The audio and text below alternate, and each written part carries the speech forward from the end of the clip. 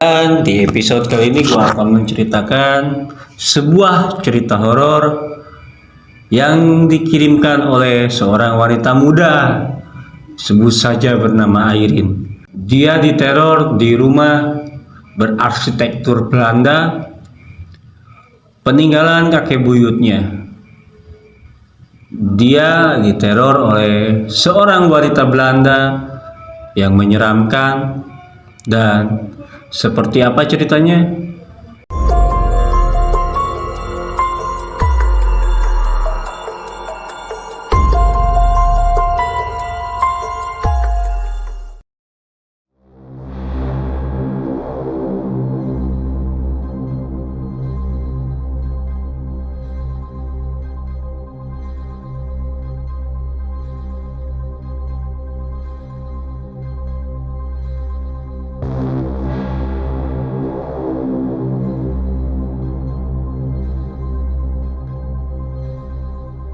Assalamualaikum warahmatullahi wabarakatuh. Sampurasun. Balik lagi bareng gue Fikriar Taufik di Rumah Gudang Misteri. Dan di episode kali ini gue akan menceritakan sebuah cerita horor yang dikirimkan oleh seorang wanita muda, sebut saja bernama Airin. Dia diteror di rumah berarsitektur Belanda, peninggalan kakek buyutnya. Dia diteror oleh seorang wanita Belanda yang menyeramkan. Dan seperti apa ceritanya? Jangan lupa like, comment, dan subscribe channelnya Rumah Gudang Misteri. Dan kalau misalnya kalian mempunyai cerita horor ataupun ingin menjadi narasumber di Rumah Gudang Misteri, bisa DM ke Instagramnya Rumah Gudang Misteri di rumahgudangmisteri.official. Tanpa berlama waktu, kita masuk ke ceritanya. Jangan dilanjutkan kalau kamu penakut. Di sini gua ber-VOP sebagai Airin agar lebih gampang kita berceritanya. Gerimis tipis di Tasikmalaya selalu membawa hawa dingin yang menusuk, terutama di malam hari. Tapi malam ini dinginnya bukan hanya dari cuaca, melainkan juga dari hawa yang merambat di lantai marmer rumahku. Rumah ini peninggalan kakek buyutku yang seorang pejabat kolonial. Berdiri kokoh di tengah hiruk pikuk kota, namun menyimpan sunyi yang mencekam. Cat putihnya yang dulu elegan, kini mengelupas di sana di sini, memperlihatkan jejak waktu yang tak terhapuskan. Aku, Airin, mencoba fokus pada tugas kuliah di ruang baca. Tetapi setiap derit pintu, setiap suara angin yang berdisir di antara pohon-pohon mangga tua di halaman terasa seperti bisikan. Sudah sebulan terakhir hal-hal aneh ini terjadi. Lampu sering berkedip tanpa sebab, keran air kadang menyala sendiri di tengah malam. Dan yang paling mengganggu adalah suara-suara, terutama suara dari kamar tidur utama di lantai atas yang sudah lama kosong.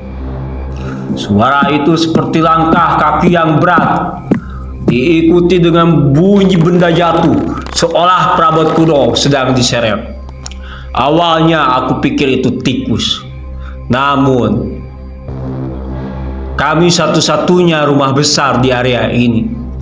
Dan suara itu terlalu keras untuk sekedar tikus. Malam ini suara langkah itu lebih instan. Aku mendengar suara gedubrak-gedubrak dari atas, seolah ada yang mondar-mandir. Jantungku berdebu kencang.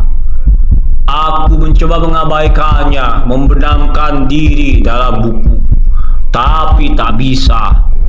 Rasa penasaran bercampur takut mendorongku untuk memeriksa. Dengan senter ponsel, aku perlahan menaiki tangga kayu jati yang licin dan berderit. Setiap anak tangga terasa seperti jebakan. Dingin semakin menusuk. dan aroma lembab bercampur wangi melati tua yang entah dari mana asalnya membuat bulu kudukku berinding.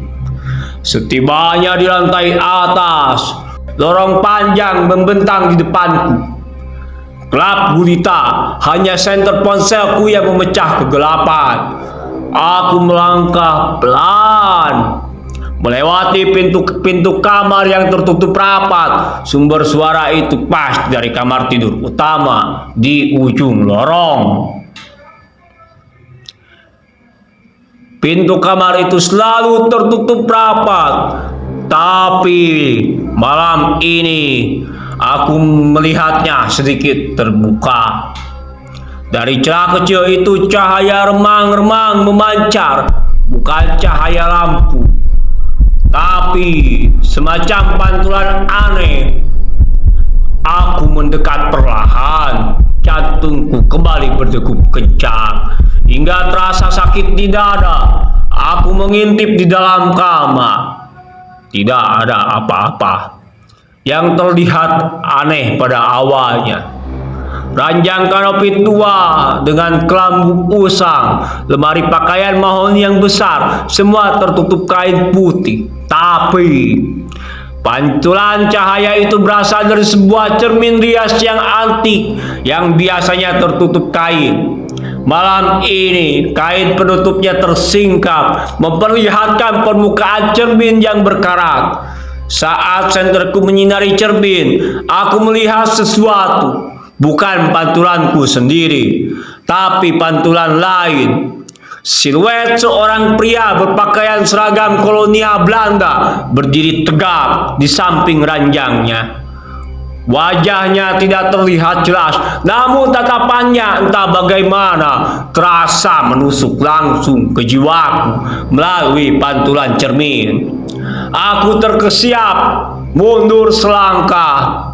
Pintu kamar yang tadinya sedikit terbuka kini tiba-tiba terbanting menutup dengan suara prak yang memekakan telinga. Aku menjerit, kegelapan total melingkupiku. Senter ponselku entah jatuh kemana. Panik melanda. Aku meraba-raba dinding mencoba mencari pegangan. Suara langkah kaki yang berat itu kini terdengar sangat dekat di lorong ini bersamaku. Aku bisa merasakan hembusan udara dingin di belakang leherku. Lalu sebuah bisikan jelas tegas dalam bahasa Belanda yang tidak aku mengerti, namun nadanya penuh amarah yang membeku. Cicak nitwe, dengan artinya kamu tidak akan bisa pergi. Aku lari tanpa pikir panjang. Aku menerobos kegelapan, menuruni tangga secepat mungkin. Aku tidak tahu bagaimana aku tidak jatuh. Aku hanya ingin keluar dari sini, dari rumah ini. Saat sampai di ruang tamu, aku langsung menuju pintu utama, membuka kuncinya dengan tangan gemetar dan menarik gagangnya. Pintu itu macet terkunci. Aku mendorong, menarik, membanting, tapi pintu itu seolah dilem.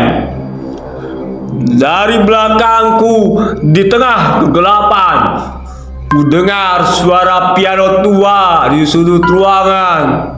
Sebuah melodi klasik yang indah namun sangat pilu mulai mengalun. Melodi itu semakin lama semakin cepat, semakin keras, dan aku bisa merasakan keberadaannya yang tak terlihat mengelilingiku. Aku melihat ke arah piano, di mana bayangan samar seorang wanita bergaun putih sedang duduk di bangku. Rambutnya terurai panjang, dan dia menatapku dengan mata kosong, tersenyum tipis. Wajahnya pucat, begitu pucat. Welcome twist, bisiknya. Suaranya seperti desiran angin di musim gugur. Selamat datang di rumah. Aku jatuh terduduk, air mata mengalir deras. Aku tahu aku tidak bisa lari. Rumah ini telah menggayungku. Aku mendengar tawa anak-anak kecil yang menggema di seluruh ruangan. Tawa yang dulu kurasa hanya ilusi, kini mereka nyata, mengiringiku, menyambutku. Aku ditemui tidak sadarkan diri oleh keluargaku di ruang tamu. Dan keesokan paginya aku demam.